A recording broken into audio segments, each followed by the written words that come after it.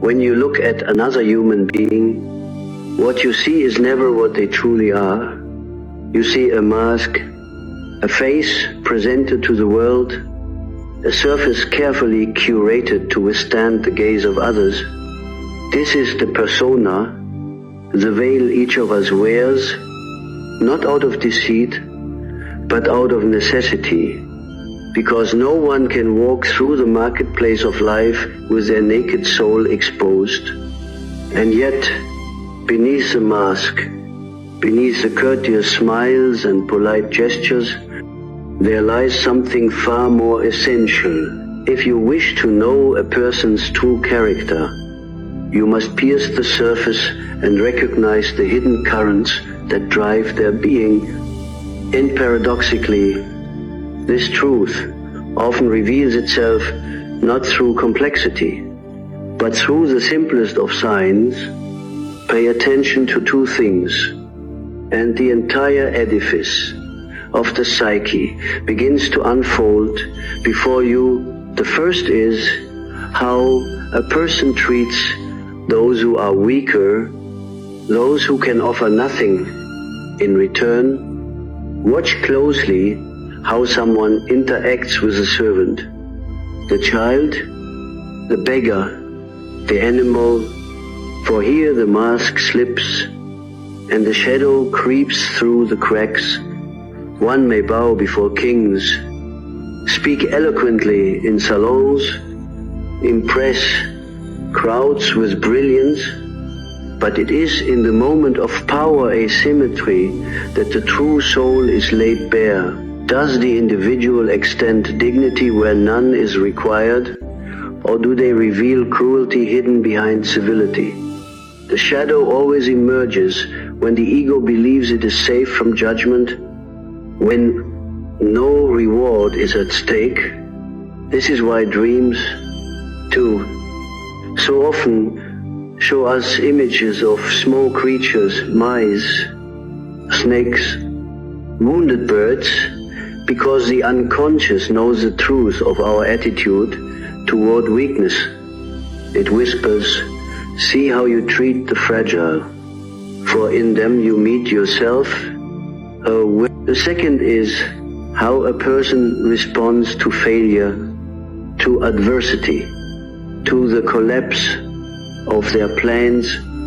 It is easy to radiate warmth when fortune smiles, when the sun of circumstance pours its light upon our lives. But when the storm descends, when loss strips away comfort and recognition, the true metal of the soul resounds in suffering. The masks become too heavy to hold, and what remains is the raw fiber of the self. Does the person collapse into bitterness, blaming others, clinging desperately to old illusions?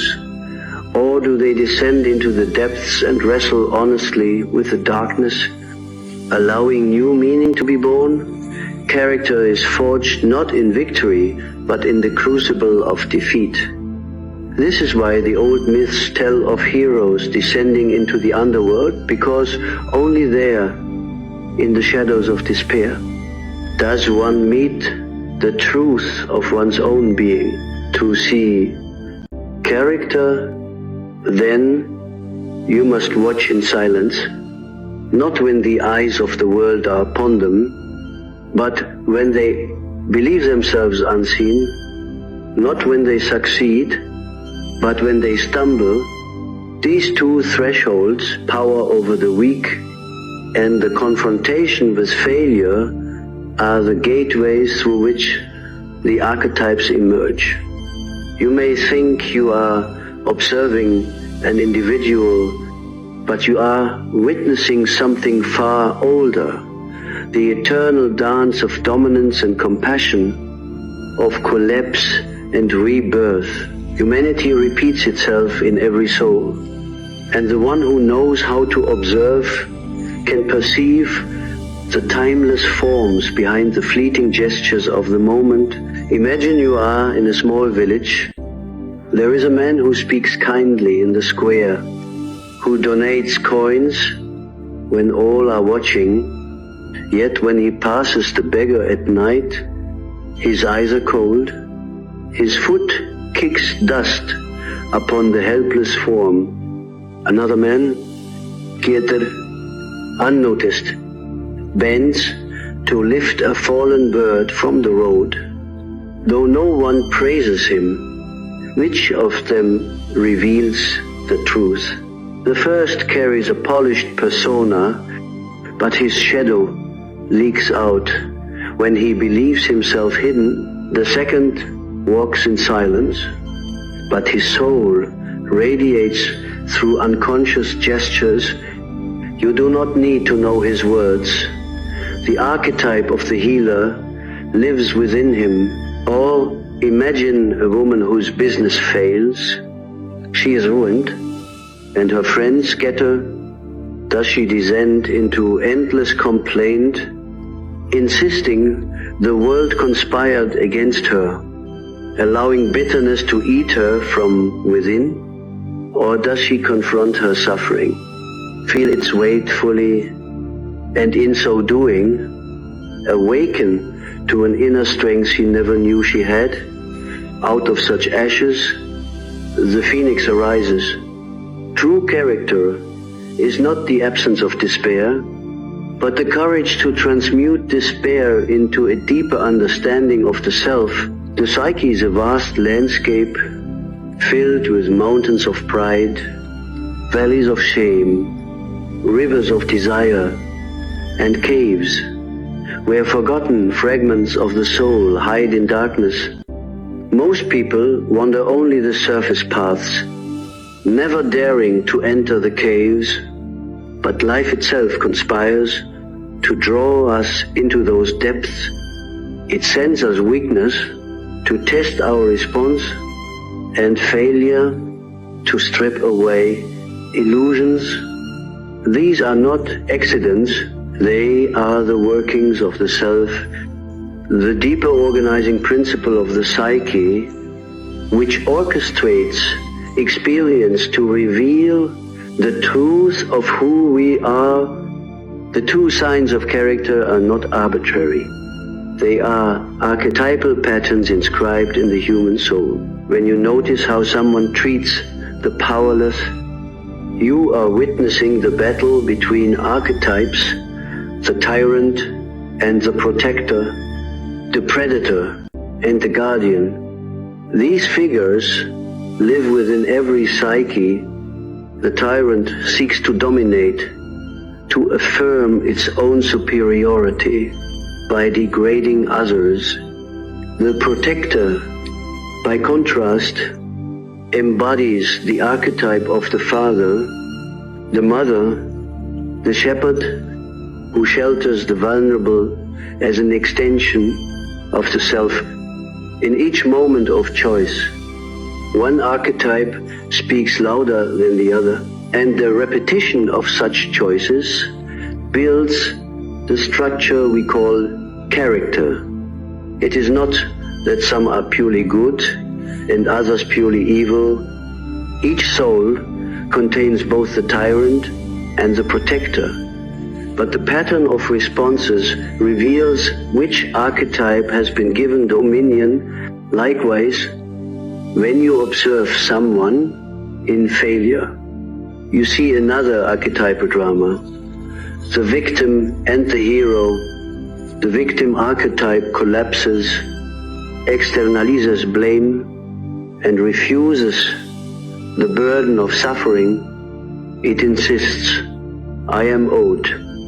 I should not suffer. This is unjust. But the hero archetype accepts descent into the underworld. It gathers courage, even when shattered, to walk through the flames of despair, and in so doing, it encounters transformation. This is the meaning of initiation rituals across cultures.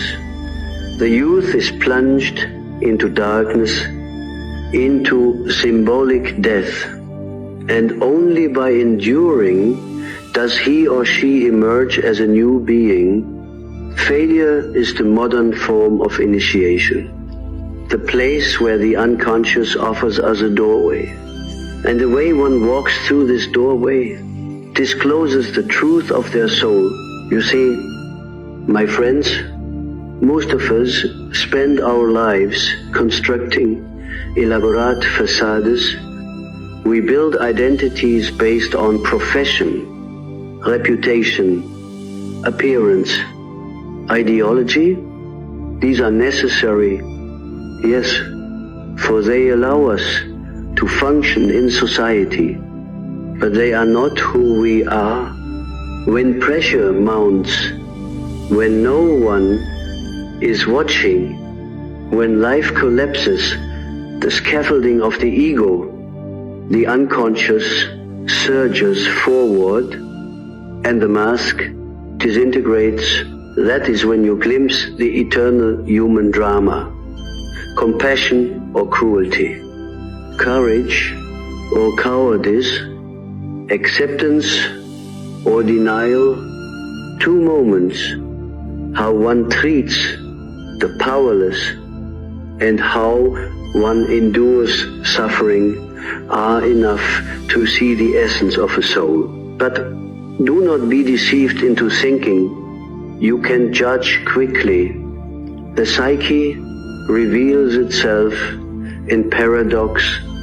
One may act kindly in one situation and cruelly in another, not out of hypocrisy, but because the unconscious is vast and contradictory. The true art of discernment requires patience.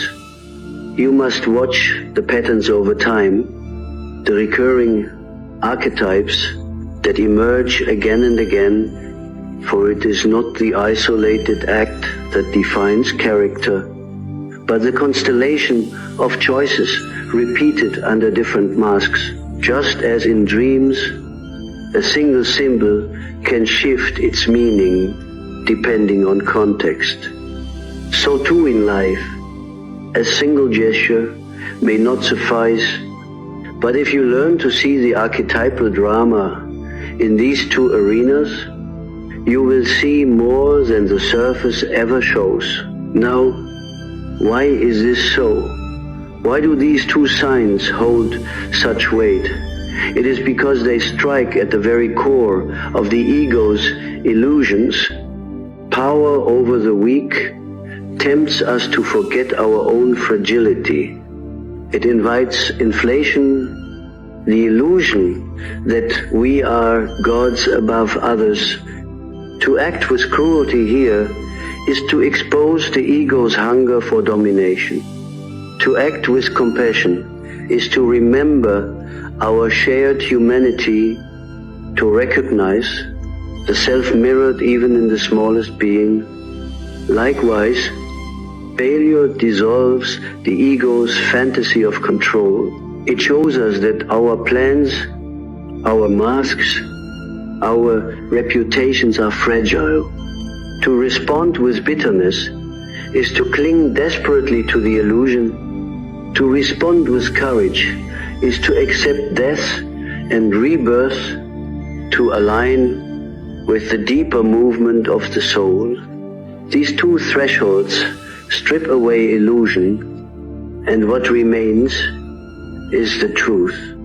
Every encounter is a revelation. If you have eyes to see, you will recognize that the two signs of character are always pointing back to your own soul, inviting you into deeper integration. And what of destiny? Does not the unfolding of character shape the very fabric of one's fate? I tell you, it does, for the way you treat the powerless determines the quality of your relationships, the atmosphere of your community, the tone of your entire existence. A tyran may rise quickly, but he dies alone, devoured by his own shadow. A protector may walk quietly, but he leaves behind a legacy of trust and love that endures beyond his lifetime. Likewise, Your response to failure sets the trajectory of your becoming. If you collapse, you remain small, trapped in bitterness. If you rise through despair, you awaken new depths of strength, and your life takes on the resonance of myth. Your destiny is not written in the stars alone. It is written in how you stand when the stars vanish from the night sky. So, when you ask how to see someone's true character, remember that you are asking how to see the soul unveiled. Do not look to titles, to wealth, to eloquence. Do not be fooled by charm or brilliance. Look only to these two places. Watch how they treat the powerless. Watch how they face failure. There you will see the eternal truth. And if you have courage, turn that gaze upon yourself. Ask, how do I treat the weak within and without? How do I face the darkness when it descends upon me? Your answers will not only reveal your character, but will shape the very course of your life. And I say to you, embrace the powerless, for they are your teachers. Embrace failure, for it is your initiation. Let compassion be your guide, and let courage be your companion. For in these two virtues lies the wholeness of the human soul. And when you walk this path, when you integrate shadow and light, you will discover that you are not merely an individual, but a vessel of the self, a bearer of meaning, a participant in the eternal dance of the archetypes. This is character, not performance, not mask, but the living embodiment of the soul's truth. Now I leave you with this vision. Imagine a great hall where every soul is gathered. Some stand tall with masks gleaming, others shrink in fear. But there are a few whose faces are uncovered, whose eyes shine with authenticity. They have walked through failure, they have bent to the powerless, and they carry within them the quiet authority of wholeness. When you encounter such a soul, you recognize it instantly, for your own soul resonates with its truth. That is the destiny awaiting you, if you dare to walk the path. For to see true character is not only to recognize it in others, it is to awaken it in yourself